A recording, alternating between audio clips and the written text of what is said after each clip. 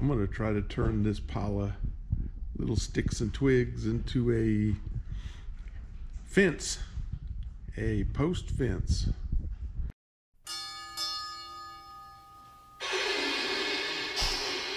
Train 16 coaches long. Now you see why. Well, I sorted through all that mess and I got some that I felt like were post size, and they may be a little bit big. Then I did all the ones and trimmed them all up, which ones I thought would work for the side rails. And that left me with another pile, but I sure as I ain't gonna get rid of these either. I'll just start trying to put this thing together and then see if I need any of that mess. Okay, I figured my post at 3.5 millimeters per foot. I'm going to do the post at 20 millimeters, and these the side rails at 35 millimeters, which will put them about 10 foot. And then I'll see what comes up over that. First, let me get them all cut. Well, hot glue ain't gonna cut it.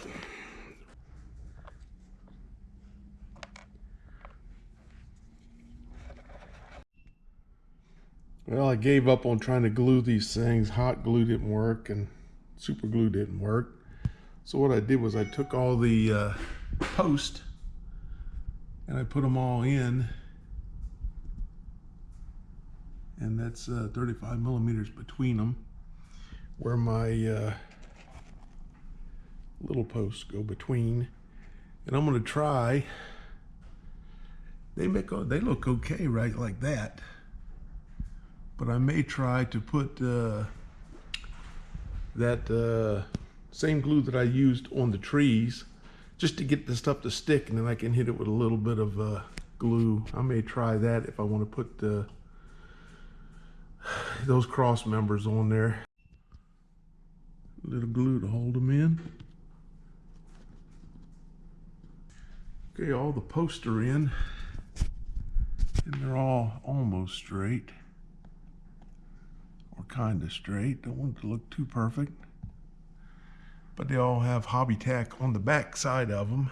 So hopefully tomorrow I'll be able to just tack those cross beams on and then hit them with a little glue.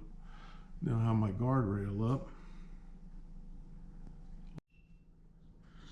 Okay, it seems to be working pretty good. The having that sticky tack on there at least allows me to put the sticks on here, and they stick right to it. And then I'll just tack them on with a little extra glue. That's an old-timey fence anyway. Got a few more to do. Show you when I'm done. I was gonna put a little glue on each one of these, and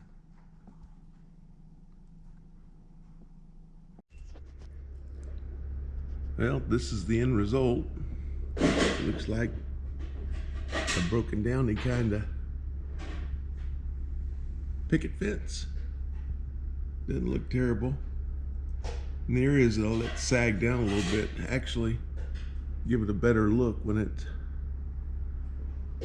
like in there, the board's broken down, which I thought looked good, so I just left it. Here's the picket fence. Well, I was using, for my telephone poles, I could use bamboo skewers, but my wife found these big old long Q-tips, and that's my telephone poles. That's what I'm going to be using. What I'm doing with these poles, they're awful smooth and shiny, so I didn't do this over my garden the whole time. I'm just going to show you because that's how I get my camera to work. This thing has a serrated edge on it, and I'm just gonna run these poles over this serrated edge. It kind of gives it a wood look. I seen that somewhere on YouTube somewhere, and a guy was using a saw blade or something. You really can't tell it, but it actually looks like wood grain actually in the wood stick now. So I'm gonna do all those the same way. Okay, I got a little mark on there about 3/8 of an inch down. All I'm going to do is just take a file and I'm going to cut a groove about halfway through this wood, the width of my cross beam. And so my cross beam will just sit down in there nice and easy, and it's not just stuck on the outside edge. You're about halfway through, just being careful. I'm just going to work this file through, and I'll show you when I get done. Well, it was actually a little bit easier to cut that notch in there with a razor knife, but you can see the little notch in there. Just a little dab of super glue in that notch, and I'm going to take one of my cross beams and just set it on there. About that easy. Just make sure it's kind of close to even and straight, and somewhere in there. And I'm just going to leave it set. Okay, take a look. I made a transformer to go to the new H&H feed store that I don't have yet, and I made a transformer to go to the on the pole to go to the train station, and a transformer to go to the building. And if you look real close, all I used was a piece of heat shrink tubing, and I painted it silver after I glued it on. Now you can see that it's hollow down there, but it actually looks black when you look at it from the top, so it doesn't look like it's hollow. But heat shrink tubing on my poles, and you know, I thought about trying to put insulators on there, but boy, that looks big, don't it? But at scale, that thing is so little. I'm not going to put no insulators on this. Okay. Well, this pole looks kind of cheesy. It's but I glued a cross piece on it, and there's supposed to be little V arms that go on there, and on the camera here it looks really big, but to scale, that thing wouldn't be 4 or 5 millimeters long, and I don't know if I'm going to even worry about putting those pieces in there. But the overall pole, I just left these things the same height as they were, just tore the cotton off the end of it. I'm going to run them about 95 millimeters, I think it is, high, which is a scale about 30 feet or so. And that cross beam is 20 millimeters, which is about, I think it's 8 feet is what it ends up being, something like that. It doesn't look very big, but it'll set in there about like so. And being an old helicopter pilot, I didn't know where to put these poles at, but I did remember one of our old sayings: all roads have wires. So it comes in down this road, crosses. I'm going to put another one in here, and then finish it up and go up the road to the country store. Okay, it's time to put our telephone poles in, and I got some help. So pull that telephone pole out of the hole there, and we're gonna have to glue it down. Pull it all the way up, pull it out. Okay, now. Telephone poles out. Now dip it into that glue right there. Just dip it. Telephone pole right there. No, you gotta dip that into there. There you go. The telephone pole needs to get glued. Okay, now put it in that hole, that same hole. Up, it's right there. Okay, push it down, nice and easy.